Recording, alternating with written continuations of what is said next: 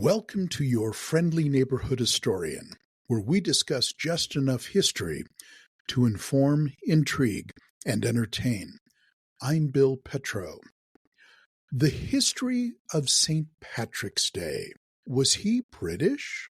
Although much of the life of the patron saint and apostle of Ireland is shrouded in legend, St. Patrick was probably born around AD 389. Stories are told of Patrick's many contests with druids, pagans, and polytheists, as well as the popularly known but curious story of him driving the snakes from Ireland. More on that later. What we know about him comes from his memoir Confessio, which he wrote near the end of his life. It begins, "I, Patrick, a sinner, most uncultivated and least of all the faithful, and most contemptible to many, had for father the deacon Calpurnius, the son of the late Potitus, a priest who was of the village of Banavim Tabernia. He was born, it seems, in the Severn Valley in southwest England, though claims have been made that he was born in southwest Scotland or Wales. In any case, he was British, not Irish. He was doubtless educated in pre-Anglo-Saxon Britain under Christian influence with a reverence for the Roman Empire. His father was a landowner, and together with his family, he lived on their estate. At the age of 16, when he claimed he did not know the true God, he was carried off by a band of Irish marauders.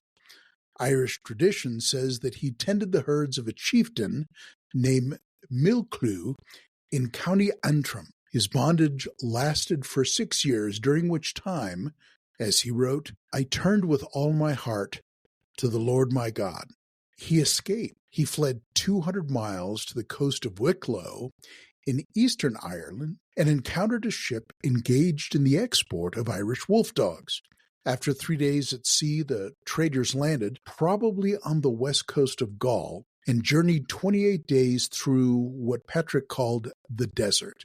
At the end of 2 months, Patrick parted company with his companions and spent a few years in the monastery on the island of Lerins off the coast of southern France. After returning home from the Mediterranean, the idea of missionary enterprise in Ireland came to him. He seems to have proceeded to Auxerre in north-central France, where he was ordained by Bishop Amator and spent at least 14 years there. But he felt called to Ireland. In his book Confessio, he recounted, I saw a man coming, as it were, from Ireland. His name was Victoricus, and he carried many letters, and he gave me one of them.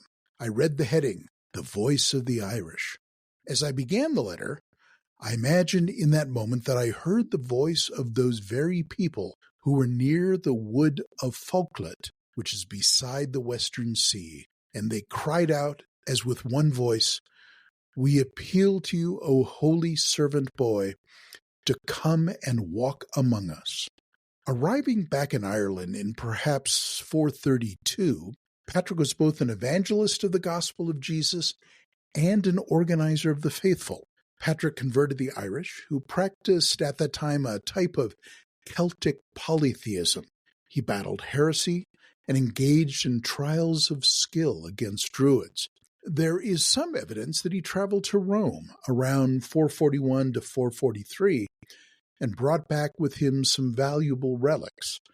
On his return, he founded the church and monastery of Armagh in northern Ireland. Some years later, he retired, probably to Saul in Dalaradia. It is believed he died on March 17th, sometime in the early 400s. As one travels through Ireland, one sees many stories and legends about Patrick. One story in Dublin is about the St. Patrick Cathedral.